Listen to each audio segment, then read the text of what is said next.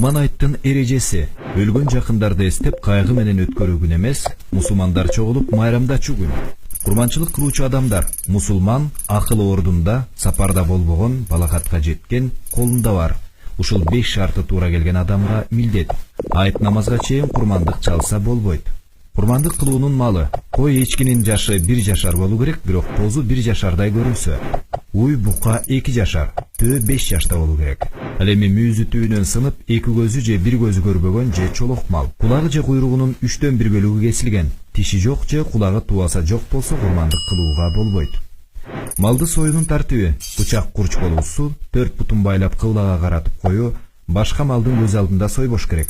Бисмиллах Аллаху акбар деп тамагынан мууздоо. Мууздалган малды тезинен жүлүндөбөй туруу керек. Курмандык кылуунун адеби: курмандыкка арналган малдын сүтүн саап же жүнүн кыркып алууга болбойт. Эгер ошондой кылынса, наркын садака кылуу милдет. Ичинен бала чыкса, аны дагы союш керек. Курмандык кылган малдын эти уй же төөнө 7 адам кошулуп курмандык кылса, анын этин тараза менен так бөлүш керек. Союлган малдын этин 3кө бөлүп, өзүнүн үй бүлөсүнө, туугандарына, дос кошуна, тааныштарына, 1 бөлүгүн кедей кембагалдарга берген абзел. Союлган малдын этин сатууга болбойт. Бирөөгө сойдурса, анын акысына союлган малдын этинен же терисин берүүгө болбойт. Акысын өзүнчө берүү керек.